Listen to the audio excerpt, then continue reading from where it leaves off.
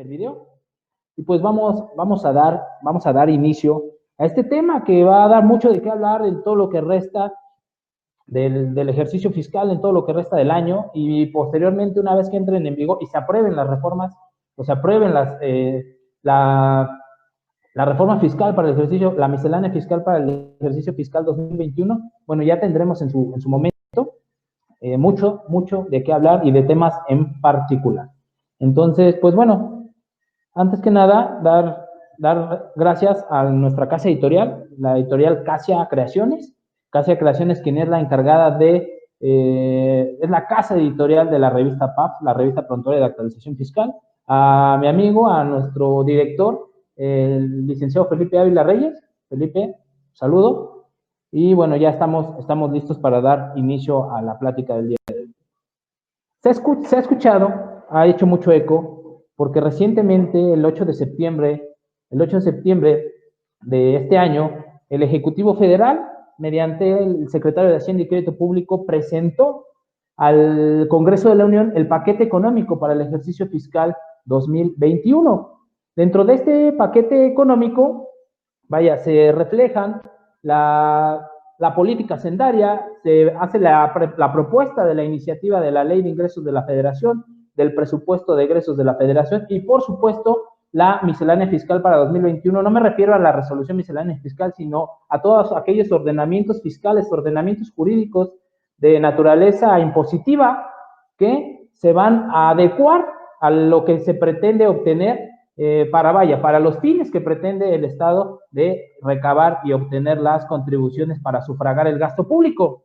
Pero bueno, vamos a ver de dónde surge, cuál es el marco constitucional de esta propuesta que hace esta iniciativa que presenta propiamente el Ejecutivo al legislador, en este caso al Congreso de la Unión, a efecto de que se lleve a cabo el correspondiente proceso legislativo y tengamos a bien saber con una mayor certeza en qué momento ya tendremos un panorama más, no amplio, sino algo más certero respecto de lo que sí se aprobó, de lo que no se aprobó, de lo que sí se modificó, o si sufrió algunas adecuaciones, ¿verdad? Entonces, para esto veamos el marco constitucional de esta propuesta, o cómo es que año con año es que se rige o se lleva a cabo lo relativo a la reforma fiscal. Entonces, voy a accesar un momento, por favor. Accesar aquí a lo que es la hora PAF. Me parece que ya tenemos el audio. Perfecto. Ya estamos todos aquí. Sí, tenía un tanto de incertidumbre, digo, porque ahorita cambié un poco la mecánica, pero veo que ya estamos todos. Ok, veo que ya estamos ahí en orden. Una disculpa, ¿eh? Y bueno, ahora sí, como les comentaba, vamos a ver el marco constitucional, de dónde surge, a quién compete precisamente esta obligación, esta potestad de presentar las iniciativas, el derecho, compete de iniciar leyes, compete al presidente de la República, es decir, al titular del Ejecutivo Federal. Y bien, ahí está en términos, estoy viendo en este caso el ordenamiento constitucional donde se prevé a quién compete la presentación de estas iniciativas. Vamos a partir y vamos a comentar esta parte orgánica de cómo el Estado, mediante estos preceptos establecidos en la Constitución Federal, da pie y dentro de la organización del Estado se hace este procedimiento, esta propuesta, esta iniciativa y en su momento la discusión, la aprobación y en su defecto la promulgación y publicación de las reformas que en su momento sean aprobadas. Ahora bien, ¿a quién compete? Dentro de las facultades exclusivas de la Cámara de Diputados, ahorita nos remitimos al numeral, al precepto 74 constitucional, que señala que es una facultad exclusiva de la Cámara de Diputados aprobar anualmente el presupuesto de egresos de la Federación, previo examen y discusión en su caso y modificación del proyecto enviado por el Ejecutivo. Una vez aprobadas las contribuciones que a su juicio deban decretarse para cubrirlo, es decir, dentro de ese paquete económico que presenta el Ejecutivo, como les comentaba hace un momento, viene la iniciativa de la Ley de Ingresos, el presupuesto de egresos y obviamente las iniciativas en materia de dispositivos ordenamientos jurídicos de naturaleza fiscal, a efecto de que el Ejecutivo Federal estime que con base en lo aprobado, en lo estudiado, va a cubrir el presupuesto, en este caso va a obtener los ingresos para cubrir el presupuesto de egreso. Ahora bien, en términos del segundo párrafo de este numeral 74, se prevé que el Ejecutivo Federal hará llegar a la Cámara la iniciativa de la Ley de Ingresos y el proyecto de presupuesto de ingresos, a más tardar el día 8 de septiembre. Ahí está el marco constitucional, no es el 8 de septiembre de manera caprichosa o porque en esas fechas se tiene el paquete y demás, sino que por mandamiento constitucional es que el día 8 de septiembre se hace llegar la iniciativa de ley de ingresos y el presupuesto de ingresos. Asimismo, y resaltar al final de lo que señala este precepto, este párrafo, que la Cámara de Diputados deberá aprobar el presupuesto de egresos de la Federación a más tardar el 15 de noviembre.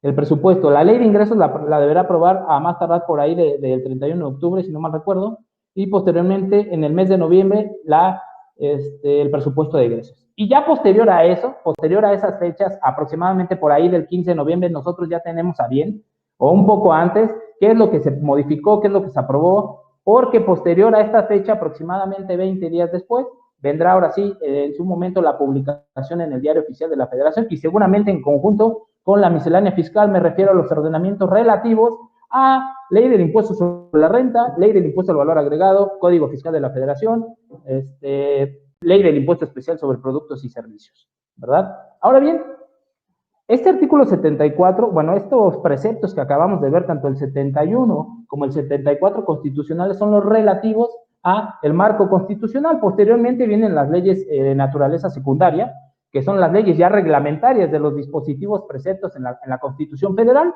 y aquí tenemos a lo que es la Ley Federal de Presupuesto y Responsabilidad Hacendaria, en atención a que es la que nos indica de manera más precisa y exacta cómo es que se deberá llevar a cabo este procedimiento. Y como lo pueden observar en el artículo primero de esta Ley Federal de Presupuesto y Responsabilidad Hacendaria, prevé que dicha ley tiene por objeto reglamentar los artículos 74, fracción cuarta y demás numerales que ahí se señalan, al que a nosotros nos interesa. En este caso es el 74, fracción cuarta de la Constitución, que es el referente a la aprobación del presupuesto de egresos y la presentación de la iniciativa de la ley de ingresos, propiamente el paquete económico. Ahora bien, eso marca el numeral 1 de la Ley Federal de Presupuesto y Responsabilidad Hacendaria.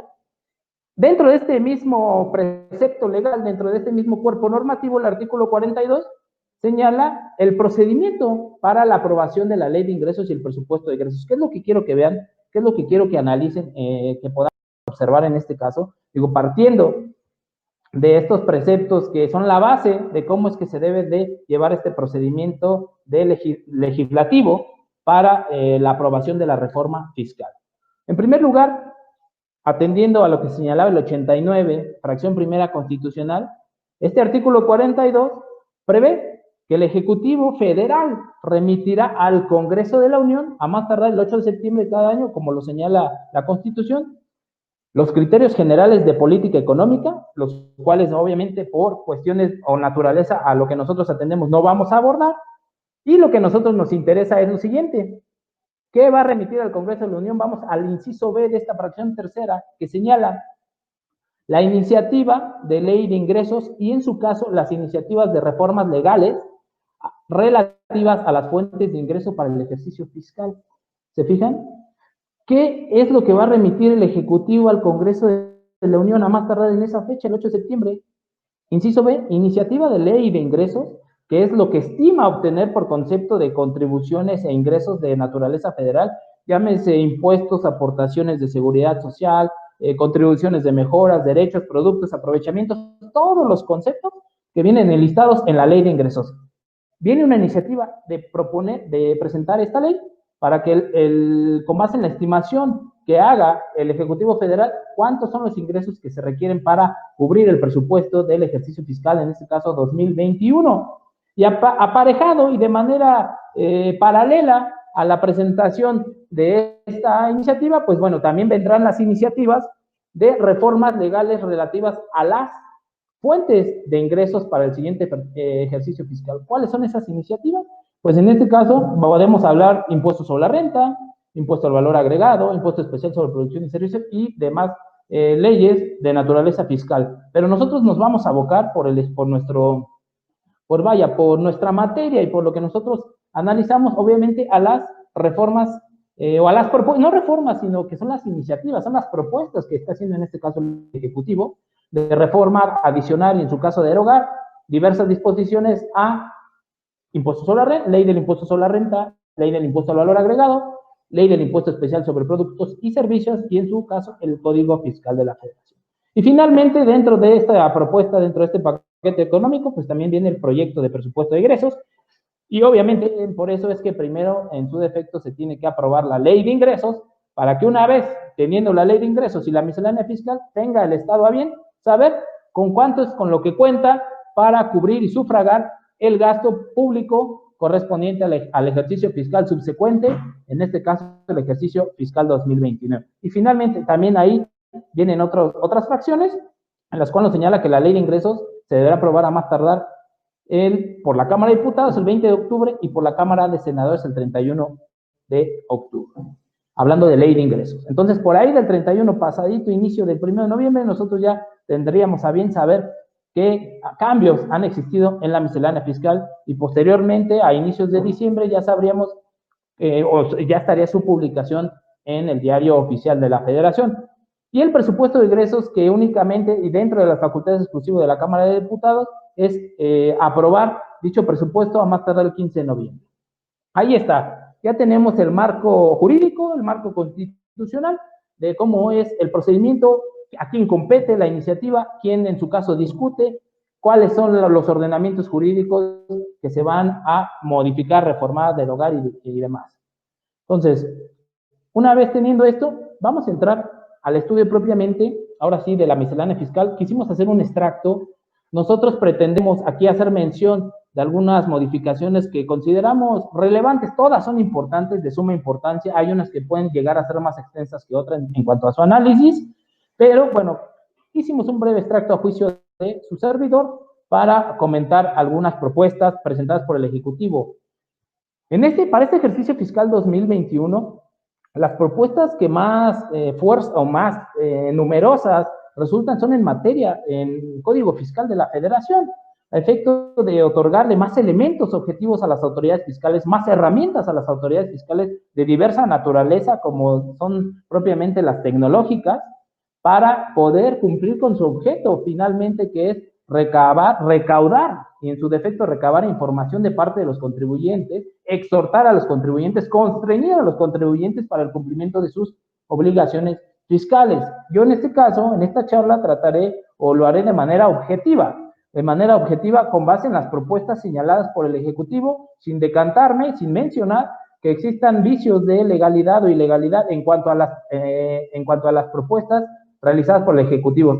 Todavía falta el estudio que hagan las dos cámaras, la Cámara, en este caso de Diputados, la Cámara de Senadores, y ya veremos en su momento, una vez que sea ley, ahí sí ya podemos entrar a ese estudio.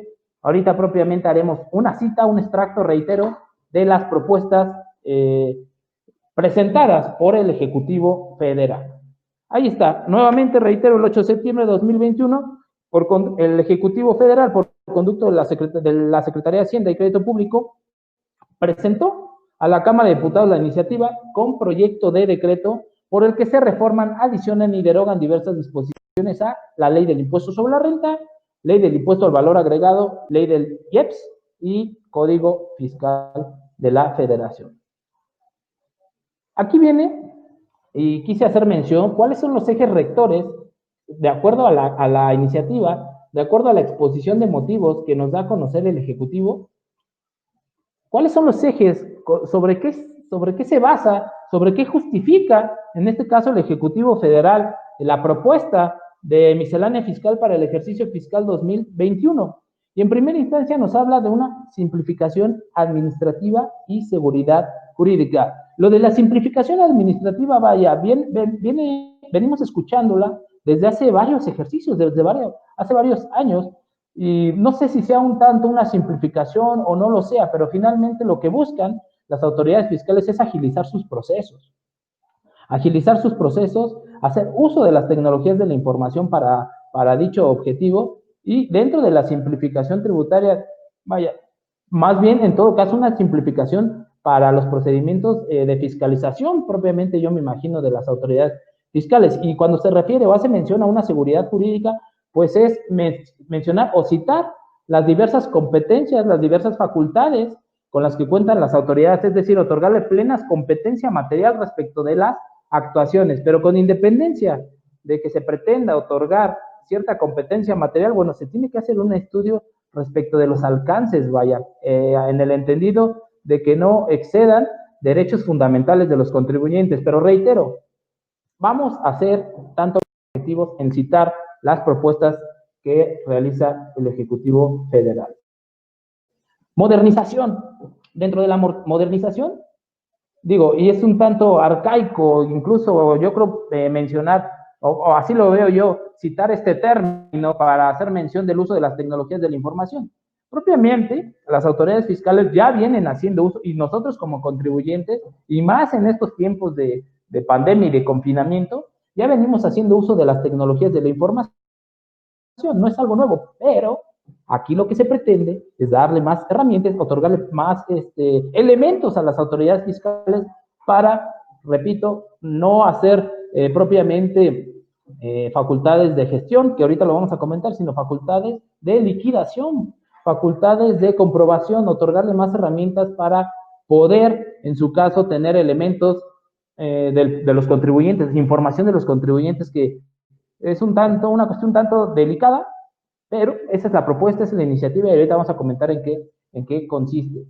Luego viene lo de la gestión tributaria, por ahí lo del artículo 33 del Código Fiscal de la Federación, vienen diversas propuestas en términos de las facultades de gestión de las autoridades fiscales, a efecto de, si bien es cierto, son de vigilancia, de orientación y demás, esas facultades de gestión que tienen las autoridades, van a tratar de cierto modo de incitar, más que de incitar, de constreñir al contribuyente, de hacerle ver el grado de riesgo que tiene, que incumpla con sus obligaciones tributarias. Se le están delegando o se le están proponiendo delegar ciertas facultades a las autoridades fiscales referentes a que podrán en su defecto determinar o hacerle mención a modo de sugerencia de qué conceptos son los que puede utilizar el contribuyente para sus deducciones autorizadas, para determinar sus márgenes de utilidad, e incluso advertirle cuáles son los riesgos, cuáles son las consecuencias de incumplir con sus obligaciones tributarias, e incluso enviarle propuestas de pago. ¿Para qué? Propuestas de pago para o declaraciones prellenadas, pero así lo citan, a modo de propuestas. Entonces, ahí está, dentro de la gestión tributaria. Luego viene otro eje rector, que es la eficiencia recaudatoria.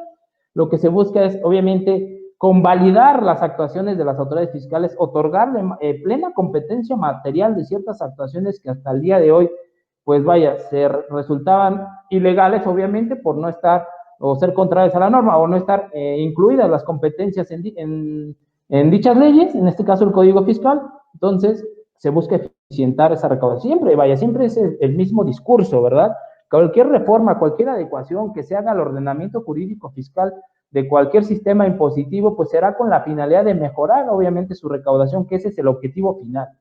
Combate a la corrupción, a la impunidad, es el discurso de esta actual administración, y la famosa evasión y elusión fiscal. Digo, esos son los ejes rectores. Si ustedes van a la exposición de motivos, podremos ver el texto o lo que menciona o lo que cita el Ejecutivo Federal en esas materias. Y bien, ahora sí entremos al estudio, y de hecho tengo esta presentación, pero me gustaría más mostrarles un archivo en un Word que elaboré, porque aquí nada más viene como tal el título en la presentación, pero en el Word viene más a detalle. Creo que ahí se alcanza a observar mejor. Se alcanza a observar mejor lo que, vaya, aquí está. De hecho, si se fijan en este Word, voy a poner mis lentes. En este archivo de Word, previo a donde viene el título de ley del ISR, vienen esos ejes rectores que les hacía mención. Entonces ahí está, creo que sí se alcanza a observar. No lo voy a ampliar un poco más. Ahí creo que se observa mejor. Estoy observando de este lado. Creo que está bien. Bien, atendiendo a las propuestas, como les comentaba, y en primera instancia, aseverar y recordarles que no hay nuevos impuestos. Luego puede existir o llegar a haber cierta desinformación mediática que puede resultar confusa, pero nuevos impuestos no hay. Simple y sencillamente adecuación al marco tributario a efecto de pues vaya, eficientar propiamente la recaudación, darle más herramientas a las autoridades tributarias para su mejor gestión y su mejor cumplimiento de su objeto o de su finalidad. Pero vamos a empezar por ISR muy breve, ya que tanto en materia de ISR como en materia de valor agregado y en IEPS no hay como tal una modificación sustancial en cuanto a la reforma, pero vamos a citar algunos puntos que se proponen en esta iniciativa. Impuesto sobre la renta. ¿Qué propone el Ejecutivo?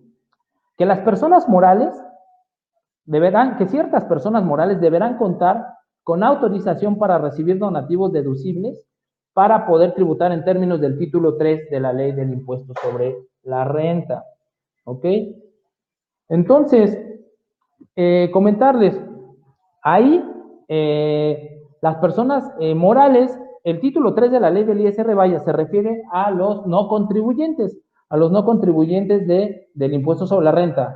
Entonces, se prevé o se establece a efecto de tener una mayor control, por así decirlo, una mayor transparencia respecto de las actividades que están llevando a cabo este tipo de contribuyentes, pues que para que puedan tributar o para que puedan pertenecer al título 3, los contribuyentes que ahí se citan de esas fracciones que son aquellos que realizan investigaciones científicas, tecnológicas, otorgan becas, realizan investigación, flora, fauna y demás, deberán, para poder cumplir o para poder tributar en términos del título 3 de la ley del impuesto sobre la renta, que son las personas morales con fines no lucrativos, deberán contar con la autorización para ser donatarias autorizadas. Y ahí viene un comentario que es con la finalidad de tener más controlados a estos contribuyentes y verificar que efectivamente están realizando sus actividades sin lucro alguno. Es decir, no podrán los contribuyentes que ahí se citan estar tributando en términos del título 3, que son los de personas morales con fines no lucrativos, si no cuentan con la autorización para ser donatarias autorizadas. Entonces, ahí está una manera, y de hecho sobre eso versa propiamente la reforma o la propuesta que hace el Ejecutivo, sobre eso versa, se decanta mucho por poner la lupa sobre este tipo de contribuyentes donatarias autorizadas. Ahorita vamos a continuar con el análisis. La siguiente propuesta, pérdida de autorización para ser donataria autorizada. Cuando reciban más del 50% de sus ingresos por actividades diferentes a las previstas en su objeto social.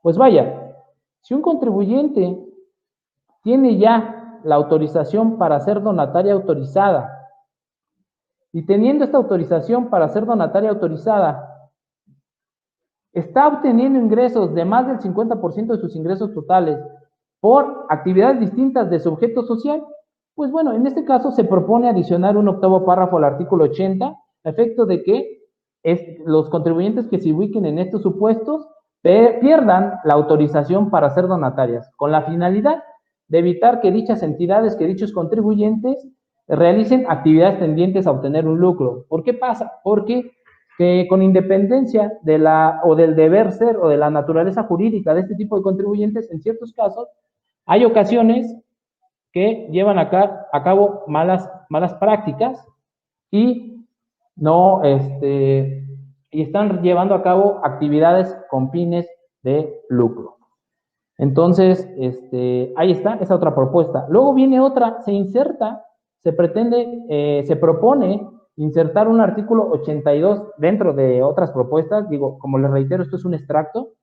Se propone adicionar el artículo 82 quater, dentro de otros, ¿verdad? Que son las causales. Se pretende insertar N cantidad, un listado de causales, ¿para qué? Para proceder a la pérdida de la autorización para recibir donativos deducibles del impuesto sobre la renta. Es decir, que ya va a venir plasmado en la norma, en este caso, o se pretende que se plasme en la norma, insertar este numeral a efecto de incluir cuáles son las causales de revocación para la autorización para recibir donativos deducibles del impuesto sobre la renta. Y posteriormente se agotará un procedimiento. Obviamente, aquel contribuyente que se ubique en ese supuesto tendrá su derecho de audiencia, ¿verdad? Se tendrá que agotar un procedimiento, se le tendrá que notificar que se encuentra en dicha causal, y si en su defecto no desvirtúa o dentro de los elementos que aporta no logra desvirtuar esa causal, pues se procederá a eliminar o a quitar esta autorización. Dentro de esas causales, bueno, puede ser que el contribuyente a lo mejor no esté expidiendo comprobantes fiscales, se encuentre enlistado dentro de los supuestos del artículo 69B del Código Fiscal de la Federación, vaya, que no esté cumpliendo con la información que tiene que emitir, que tiene que entregar, y N cantidad de causales, o destinar. Hay algo muy importante y lo quería encontrar. De hecho, hay un documento emitido por la Prodecon viene muy completo, en donde viene un cuadro comparativo respecto de cómo se encuentra la norma, cómo se pretende modificar, derogar o adicionar, y en su defecto un extracto de comentarios que son propiamente una extracción de la exposición de motivos propiamente hecha por el Ejecutivo con unas pequeñas adecuaciones. Y ahí podrán ver de manera puntual cuáles son las modificaciones que se pretenden hacer. Y ya, obviamente, nosotros, con base en lo que les podemos transmitir y con base en la experiencia de cada uno de nuestros colaboradores, iremos analizando cada una de estas reformas. Reitero, en este momento, en esta hora PAP, simple y sencillamente citar un breve extracto, un breve resumen. Ahí está. Ahora, en materia de impuesto al valor agregado, ¿qué nos cita? ¿Qué cambios hay? Reitero, no hay mucha modificación en materia de ISR y en materia de IVA, pero en materia de impuesto al valor agregado se propone exentar por la prestación de servicios médicos a través de instituciones o asistencia o beneficencia privada. ¿Esto qué se refiere? Que se propone reformar el artículo 15, fracción 14 de la ley del IVA, a efecto de precisar que aquellos servicios profesionales de medicina prestados por personas físicas a través, ya no nada más de manera individual y no nada más por conducta de sociedades civiles, sino que también cuando sean prestados a través de instituciones de asistencia o beneficencia privada, también estarán exentos del pago del impuesto. Bien, se hace esta precisión, que cuando sean prestados, en este caso por personas físicas mediante sociedades civiles o por conducto de instituciones o asistencia de beneficencia privada, también estarán exentos del gravamen. ¿Qué más? En materia de impuesto al valor agregado, gravar servicios digitales de intermediación que tengan por objeto la enajenación de bienes muebles usados. Si no mal recuerdan, en términos, uno de los actos o actividades que se encuentran grabados del impuesto al valor agregado es precisamente la enajenación de bienes.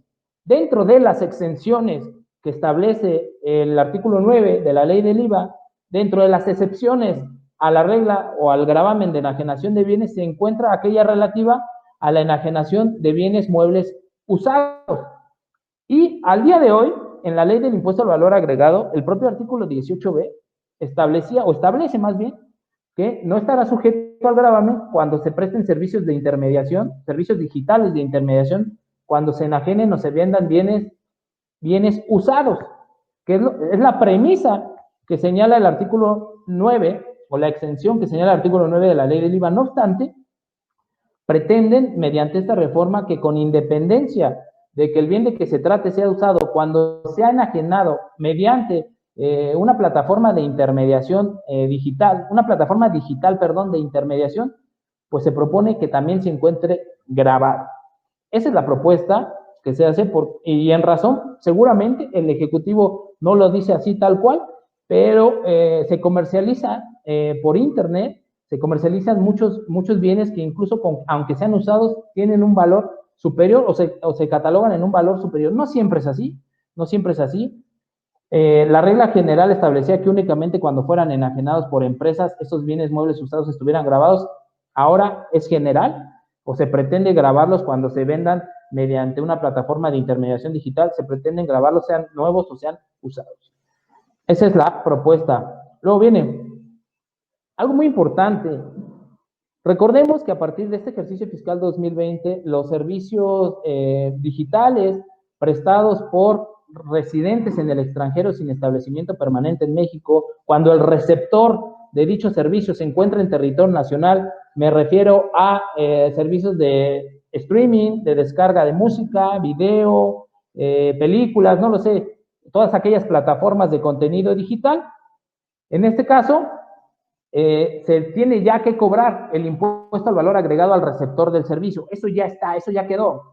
Pero ¿cómo se va a hacer una efectiva recaudación? ¿Cómo es que el fisco aquí va a recaudar esta recaudación efectiva del impuesto al valor agregado que se cause por la prestación de los servicios digitales aprovechados en territorio nacional por receptores en territorio nacional?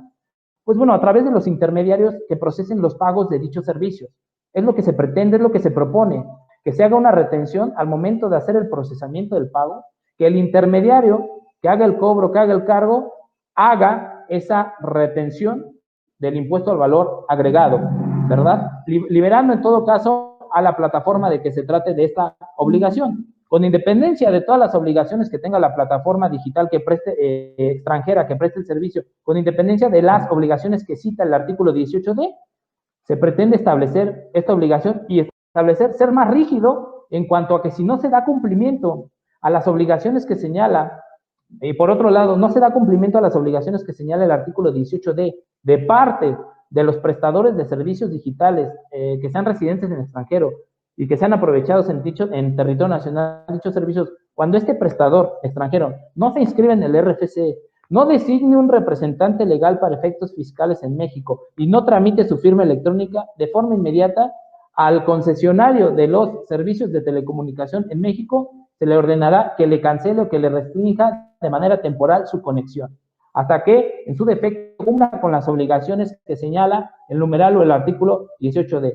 Pretende la autoridad plasmar y reglamentar de manera más estricta y rígida que estos residentes en el extranjero que prestan servicios digitales a residentes en territorio nacional, se pretende que existe esa recaudación efectiva mediante la retención que ya les comentaba y que de manera, pues vaya, mucho más estricta, bien en atención a que ha visto la autoridad que no están cumpliendo realmente, muchos de los que prestan servicio no están cumpliendo con las obligaciones que señala el capítulo 3 bis de la ley del IVA, ahora sí, restringirles de manera temporal su conexión y si no en su defecto de manera definitiva.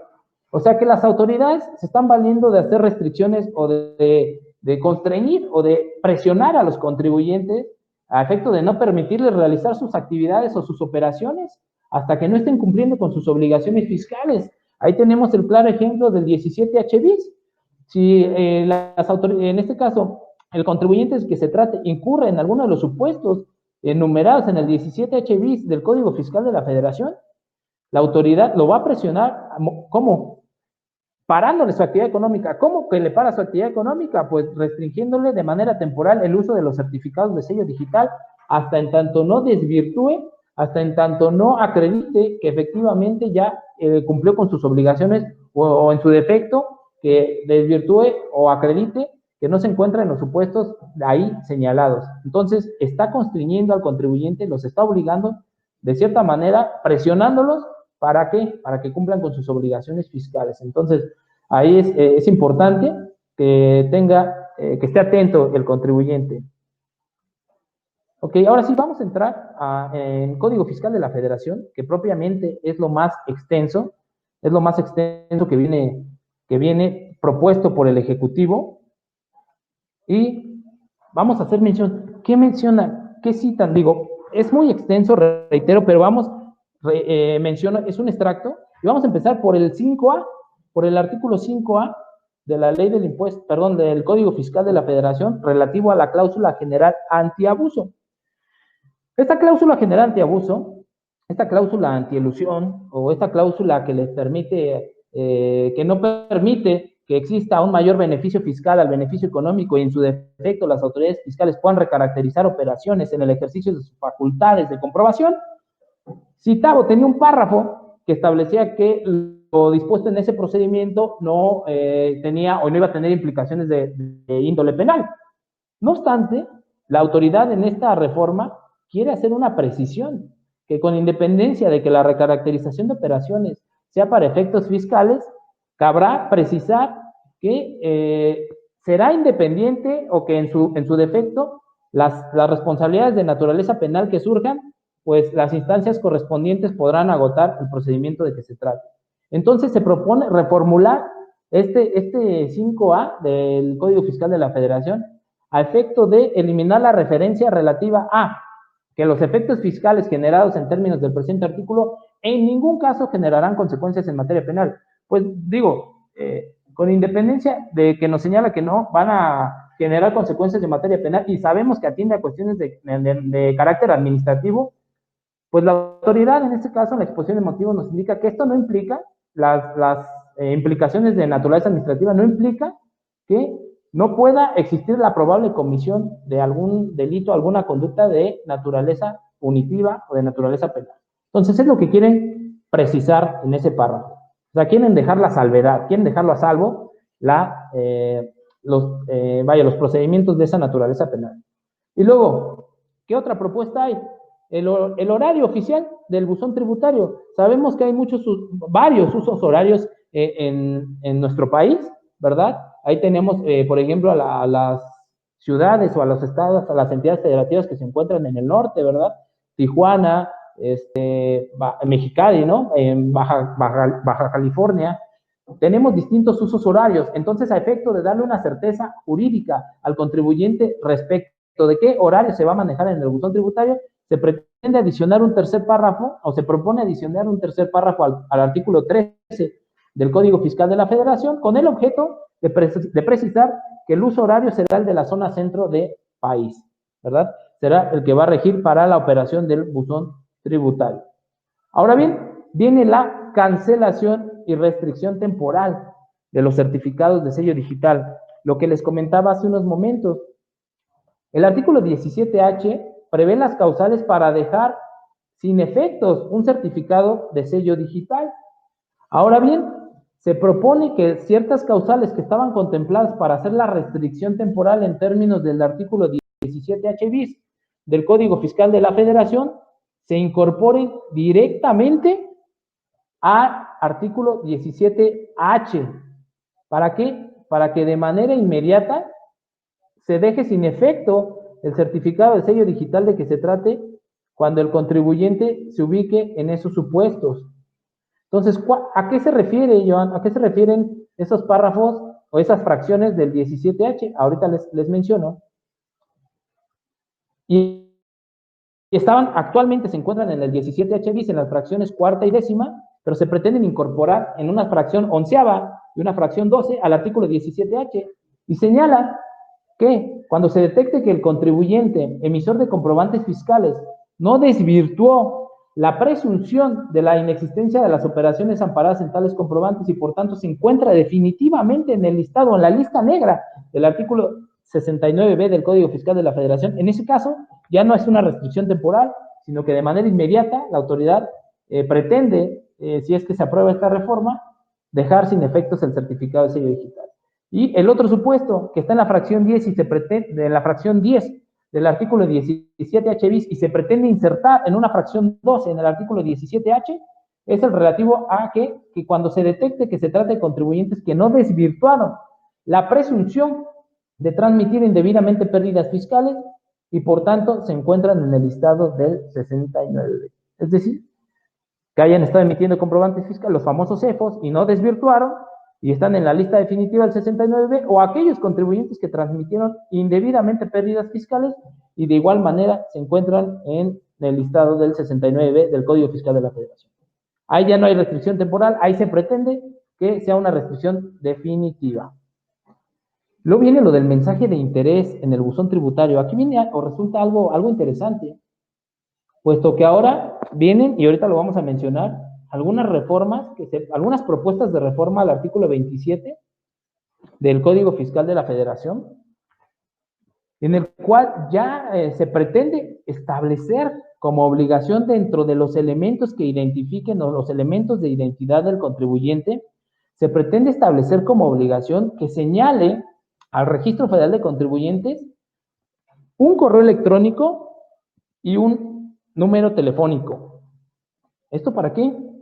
Para que la autoridad, y lo que señala el Ejecutivo, es que se pretende establecer una comunicación más efectiva entre autoridades y contribuyentes. Y más que nada, lo que busca la autoridad es tener la mayor cantidad de elementos que le permitan identificar y tener al contribuyente, pues vaya, mejor fiscalizado, vamos a llamarlo así. Entonces, este mensaje de interés en el buzón tributario va a tener estricta correlación con esos medios de contacto. ¿Por qué? ¿Qué señala la propuesta? Se propone reformar la fracción primera y segundo párrafo del artículo 17K para prever que la autoridad pueda enviar mensajes de interés a los contribuyentes a través de correo electrónico, número telefónico o celular ligados al buzón tributario. ¿Se fijan? Esto va a tener una íntima relación con lo previsto en las reformas que se pretenden instaurar en el artículo 27. Entiendo que puede haber mucho descontento, obviamente, de parte de los contribuyentes al tener que señalar un número telefónico. Digo, ahora en un mundo digital en el cual pues es fácilmente detectable, fácilmente localizable, un contribuyente pues vaya mediante, simple y sencillamente mediante su teléfono celular.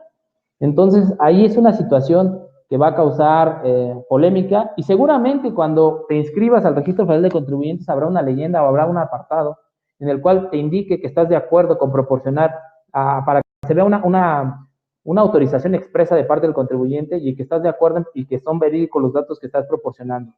Algo así, seguramente deben acotarlo bien, pero sí pretenden que estos mensajes de interés, en mensajes de interés entiendas a lo mejor un exhorto, algún programa, no lo sé, de estímulos fiscales, algo que tenga relación con los contribuyentes.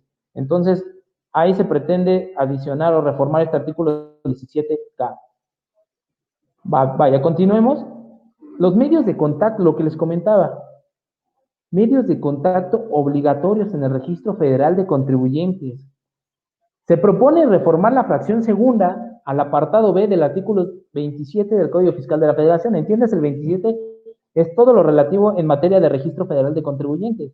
Y se propone reformar esta fracción segunda, apartado B del artículo 27, con la finalidad de hacer de carácter obligatorio que los contribuyentes informen sus medios de contacto relativos al número telefónico y correo electrónico. ¿Se fijan?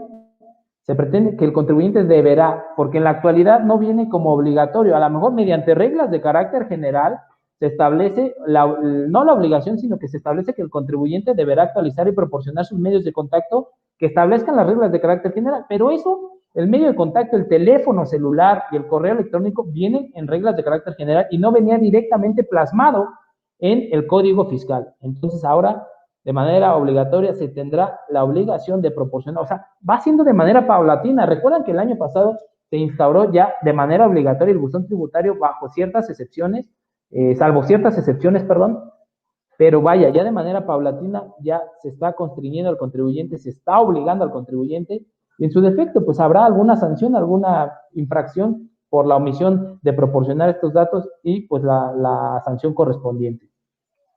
Entonces, continuamos. Obligación de informar el RFC de los socios, accionistas, asociados, etcétera. Recientemente traían por ahí los contribuyentes una incertidumbre o traían incluso la duda respecto de la información de los socios accionistas. ¿Se acuerdan que las personas morales tenían que presentar su aviso de información de socios accionistas?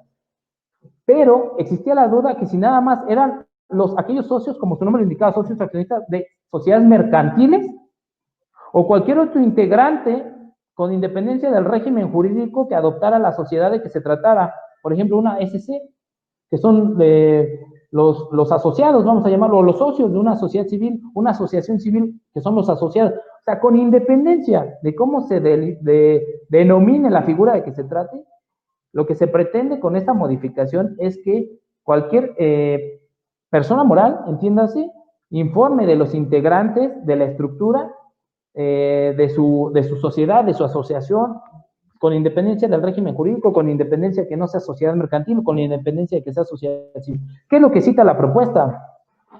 Se propone modificar la fracción sexta, apartado B, del artículo 27 del Código Fiscal, para que el aviso de nombre clave de RFC que la autoridad requiere que presenten las personas morales cuando realicen alguna modificación o incorporación de sus integrantes, incluyan asociados y demás personas, cualquiera que sea el nombre que se les designe, que por su naturaleza formen parte de la estructura orgánica. O sea, estaba la duda que si eran solo sociedades mercantiles, porque decía socios accionistas, pero no. Con independencia de qué régimen jurídico adopte la sociedad, los integrantes, cuando haya una modificación e incorporación de nuevos socios asociados, llámese, como se le llame, tendrán que informarlo a las autoridades fiscales. Entonces lo quieren acotar y lo terminan precisando en este punto. Ahí está, viene otro texto. Y luego, requisitos adicionales, luego la actualización, perdón. Viene otra propuesta, después nos quedamos en lo de los socios, otra propuesta de la actualización automática en el Registro Federal de Contribuyentes. Actualización automática, ¿a qué me refiero? ¿En qué casos? ¿En qué supuestos? Señala la propuesta respecto del apartado C del artículo 27 del Código Fiscal de la Federación. Se propone adicionar una fracción doceava a las facultades de la autoridad fiscal para suspender o disminuir obligaciones de los contribuyentes cuando se confirme que estos no han realizado ninguna actividad económica en los 3 ejercicios previos. Ojo, se le pretende dar esa potestad a las autoridades fiscales para que de manera automatizada suspenda o disminuya las obligaciones a cargo de los contribuyentes cuando se confirme que dichos contribuyentes no han realizado actividad económica en los 3 ejercicios previos. Se incorpora esta potestad, y cito, en razón de que las autoridades han detectado o detectan que existen N cantidad de contribuyentes que no realizan ni han realizado actividades económicas durante un periodo de tiempo, por lo que podrá de manera unilateral, cuando se ubiquen ya en este supuesto, hacer las actualizaciones correspondientes a efecto de tener actualizado el padrón de contribuyentes. Es decir, lo que quiere la autoridad, lo que pretende es agilizar y tener la facultad y la potestad de acelerar sus procesos y desengrosar el padrón de contribuyentes con aquellos que ya no están realizando actividades económicas, que ya incluso a lo mejor nada más están, en el ejemplo de una persona física que lleva 10 años teniendo el régimen de actividades empresariales y profesionales y teniendo el régimen de salarios, y en esos 10 años supongamos que solamente ha estado como asalariado. Bueno, ahora la autoridad, en todo caso, si es que se aprueba esta propuesta, tendrá la facultad de hacer esa disminución o esa actualización de obligaciones. ¿Para qué? Para que dejar de manera automática al contribuyente solamente en el régimen de sueldo. Entonces, primeramente deberá corroborar y tener efectivamente de manera objetiva que no ha realizado ninguna actividad para poder en su defecto disminuir o suspender las obligaciones. O puede que sea un contribuyente, persona física, que nada más se encuentre probablemente en actividad empresarial y no haya realizado ninguna actividad económica y no tenga algún otro régimen fiscal registrado. Bueno, ahí la autoridad de manera unilateral, si es que tiene esta potestad o esta competencia material, podrá hacer la debida suspensión de actividades. Ahí está. Y luego viene otra propuesta para aquellos contribuyentes, personas morales, que presentan su cancelación en el RFC por cese total de operaciones o por liquidación total del activo. Una propuesta para poner para poner un candado, para tener un tanto más controlado los requisitos para procesar este tipo de avisos de cancelación en el RFC. ¿Qué es lo que pretende la autoridad? Que no va a procesar de manera tan ágil o tan sencilla una cancelación en el RFC, ya sea por cese total de operaciones o por liquidación total del activo, hasta en tanto no se asegure que el contribuyente efectivamente se encuentra al corriente de sus obligaciones fiscales, no se encuentra en listado en términos del artículo 69B en la lista negra, N cantidad de supuestos que se señalan que deberán acreditar estos contribuyentes antes de proceder a una cancelación. Porque dentro de la exposición de motivos, el Ejecutivo señala que se han procesado cancelaciones por cese total de operaciones, cancelaciones por liquidación del activo, siendo que, pues vaya, o no han presentado la totalidad de o las declaraciones que presentaron no coinciden con los comprobantes fiscales emitidos, o que se encontraban en el listado del 69B.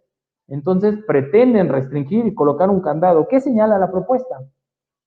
Por cuanto hace al apartado D del artículo 27, se propone la adición de una fracción novena para que los contribuyentes que presenten el aviso de cancelación en el RFC por liquidación total del activo, por cese total de operación o por fusión de sociedades, a efecto de que para efecto de que pueda ser procedente, que no deban estar sujetos ni al ejercicio de facultades de comprobación, es decir, no deberán estar sujetos a alguna auditoría, algún acto de fiscalización por parte de las autoridades fiscales, no tener créditos fiscales a su cargo firmes, no encontrarse incluidos en los listados del artículo 69, 69b y 69 bis, y que sus ingresos declarados concuerden con los señalados en los comprobantes fiscales.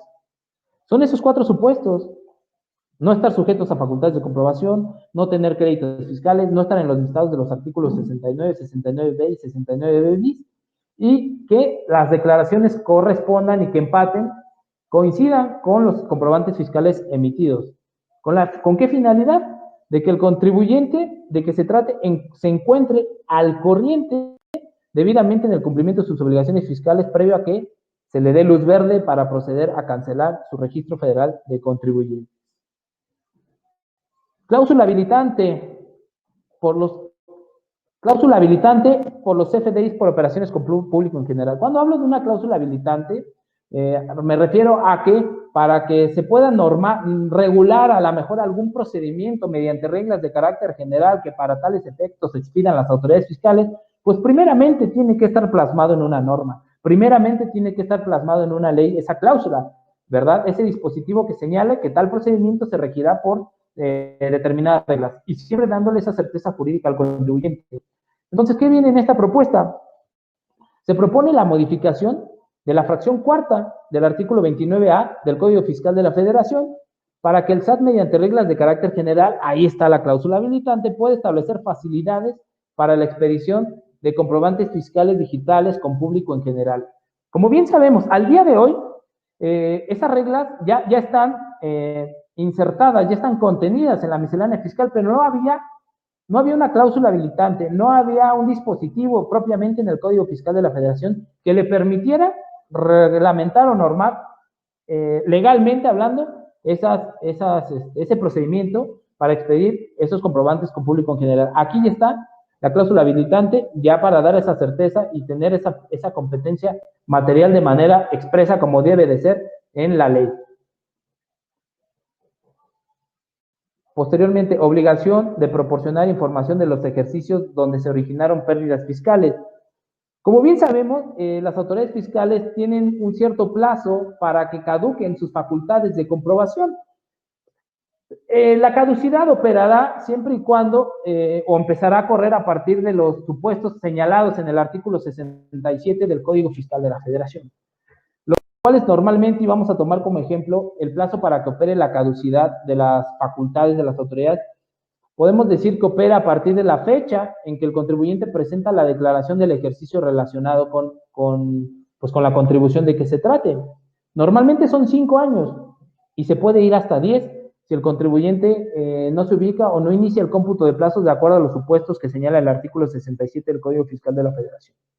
Pero con independencia de ello, y creo que esta propuesta la veo poco viable para que ocurra o para que proceda o para que se apruebe, o a lo mejor harán algunas adecuaciones, ya que se propone incluir en el artículo 30 del Código Fiscal de la Federación la obligación de los contribuyentes de proporcionar durante las facultades de comprobación respecto a los ejercicios fiscales donde disminuyan pérdidas de ejercicios anteriores, la documentación que permita verificar la procedencia de la aplicación de las pérdidas, pues se requiere analizar la información y documentación soporte para acreditar los referidos actos, entre los que se encuentran todos aquellos documentos e información relativas al origen del saldo a favor y movimientos de la CUFIN, de la famosa cuenta de utilidad fiscal neta, involucrados, ya que dichas cuentas se componen de actos y operaciones que ocurren en ejercicios fiscales previos. Y comento, lo anterior sin importar el ejercicio en el que se haya generado la pérdida fiscal de que se trate. Oye, pero vaya, para tales efectos, en todo caso, si tu autoridad vas a revisar un ejercicio fiscal, debes acreditar a autoridad que efectivamente aún te encuentras facultado para ello, que aún no han caducado tus facultades de comprobación. Y aquí, vaya, con independencia de que el ejercicio de que se trate, que estés revisando, se estén aplicando, se estén amortizando pérdidas fiscales que provengan de ejercicios anteriores y que para tales efectos a lo mejor sea una pérdida de 4 o 5 años y a lo mejor para esos ejercicios ya caducaron las facultades, bueno, se busca como que dar ese enlace, ese puente que le permita a la autoridad todavía irse más atrás, ¿verdad? Vamos a ver qué sucede, vamos a ver qué ocurre. Probablemente también tendrían que hacer alguna adecuación al artículo 67 para darle esa certeza al contribuyente.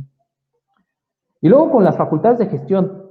Facultades de gestión, el artículo 33 del Código Fiscal de la Federación, aquellas de gestión, de vigilancia, de cumplimiento, de exhorto, no hablo de las de comprobación, recordemos que se segmentan en dos, las de gestión y las facultades de comprobación. Respecto a las facultades previstas en el artículo 33, señala, o viene esta propuesta, se propone modificar la redacción del inciso A de la fracción primera del artículo 33 para informar sobre las posibles consecuencias de no cumplir con las disposiciones fiscales y precisar que las autoridades deberán proporcionar el material impreso digital cuando la explicación sea compleja y demás. Vaya, a lo que voy, que se le pretende hacer ver la percepción de riesgo al contribuyente, se le pretende informar de manera amigable, vamos a llamarlo así, cuáles serían las consecuencias de incumplir con sus obligaciones tributarias a efecto de tener que el contribuyente tenga esa percepción de riesgo en caso de que no pueda cumplir. Entonces se pretende instaurar o modificar la redacción de este dispositivo a efecto de que la autoridad tenga esa competencia de decirle, mira, si no cumples, puede pasar esto, ¿no? Y otra muy importante, y que ha causado mucho, y yo he escuchado que ha causado revuelo, que las autoridades dentro de esas facultades de gestión, a modo de únicamente de recomendación, podrá dar a conocer parámetros o dará a conocer parámetros específicos respecto de la utilidad fiscal del contribuyente, dependiendo del sector, e incluso a lo mejor hasta un cierto catálogo, ahora dependiendo el giro, dependiendo el ramo, dependiendo el sector a que se dedique el contribuyente, de manera de recomendación nada más dice, de qué sí puede deducir y qué no, o cuál es su tasa de utilidad, o cuál es su margen de utilidad efectivo y su tasa efectiva de impuestos sobre renta. Es decir, dentro de a lo mejor un estudio que dan las autoridades fiscales, van a, aparte de señalarle al contribuyente la percepción de riesgo, van a poder decirle, mira, de acuerdo a este ramo, de acuerdo a este sector económico al que tú te dedicas, podrás considerar estas deducciones, o estos son los elementos que puedes deducir, sin que esto implique que sea un catálogo como tal de deducciones autorizadas. Pero bueno, también parámetros específicos respecto de cuál es la utilidad que estima obtener, que no sea una utilidad, pues que a lo mejor el contribuyente, si tiene una utilidad muy grande de acuerdo al sector y la autoridad dice, no, es que la utilidad de acuerdo a ese sector es de tal porcentaje, ¿por qué tú tienes una utilidad tan grande?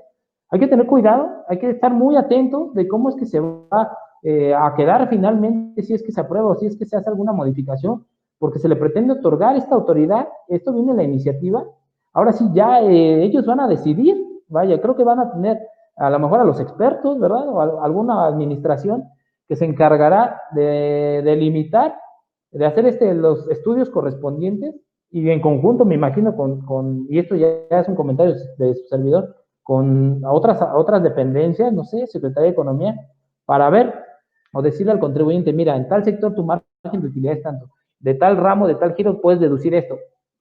Que, bueno, lo que dice el Ejecutivo es que para darle una certeza respecto al cumplimiento de sus obligaciones fiscales, ojo, pero queda como propuesta.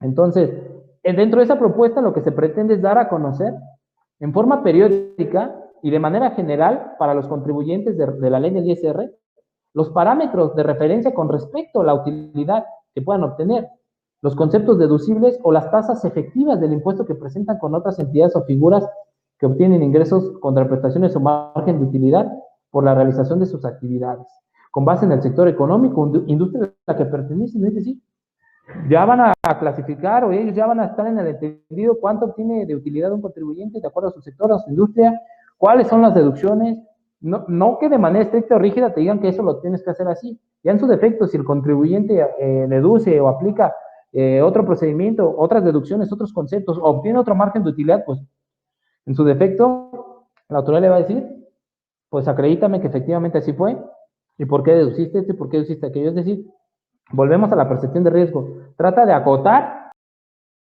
al contribuyente para ver qué considera, de cuánto será su utilidad, qué va a deducir, qué no va a deducir. Y finalmente dice que la difusión de esta información será con finalidad de medir riesgos impositivos.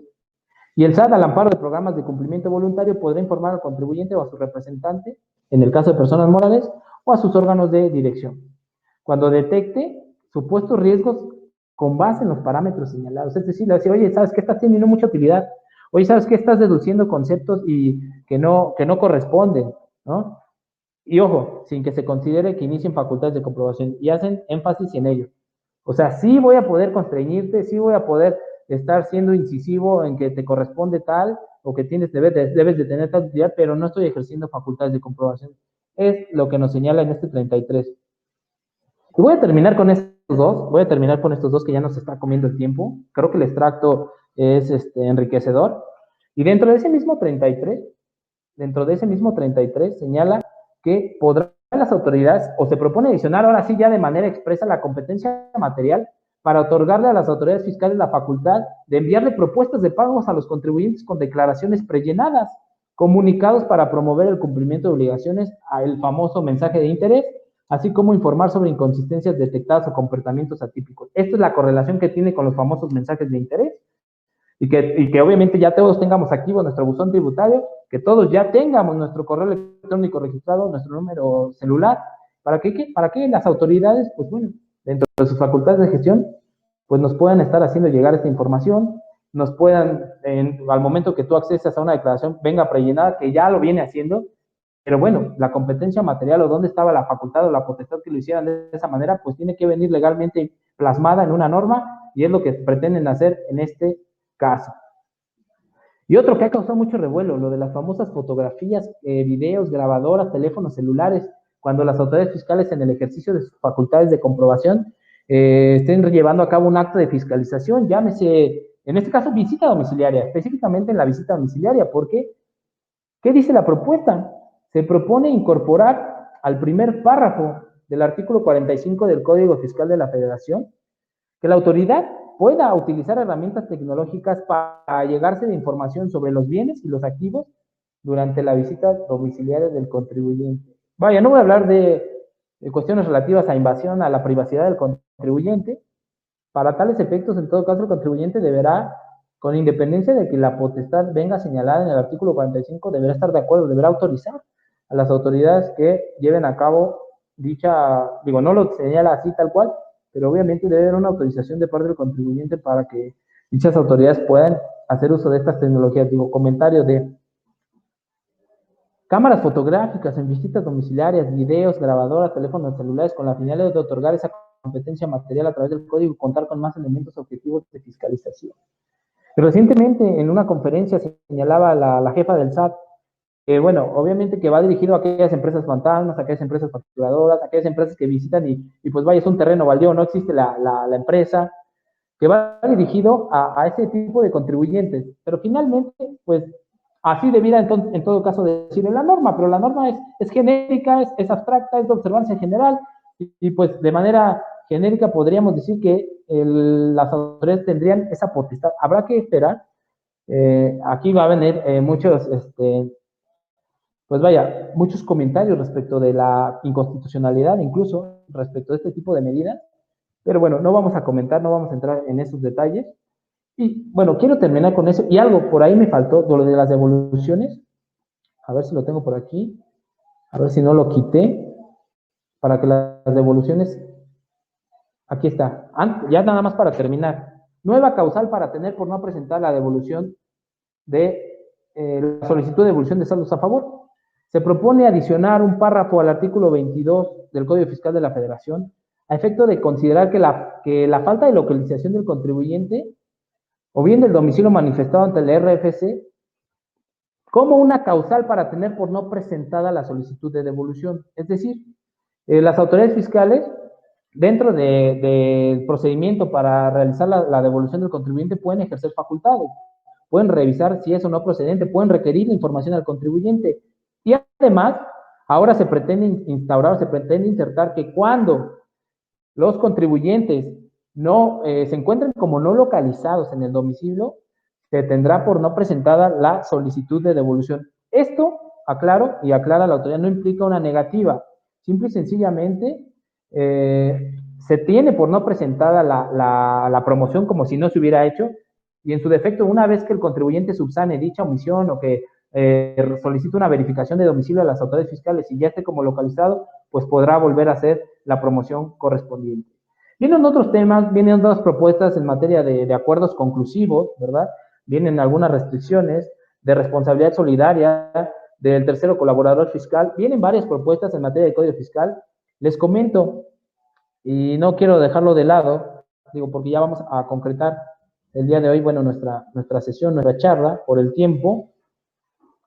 Ya está disponible ya también la nueva revista, la nueva integrante de Casa de Creaciones, la revista Hecho. Por ahí tenemos promociones o hay promociones en la casa editorial de nuestra nueva revista Hecho, que contiene información en materia corporativa, laboral y de seguridad social, muy enriquecedora para el empresario. Es una publicación que se hará de manera mensual. Y bueno, ahí está la invitación para que sean parte de nuestro grupo de suscriptores de la revista PAF oficial. Comentarles y hacerles el adelanto que la siguiente revista, en la revista PAF 744 de la primera quincena de octubre 2019, viene todo este análisis, viene completo, viene el extracto el resumen de estas propuestas elaboradas en conjunto o en coautoría con el licenciado en Derecho Juan José Inestrejo y un servidor. Los invitamos a que lo vean, a que adquieran la revista o si no, a que formen parte de nuestro grupo de suscriptores. Y pues bueno, sin más por el momento, me despido. Hasta aquí lo vamos a terminar el día de hoy. Espero que haya sido de su agrado. Nos vemos en la próxima Hora PAF.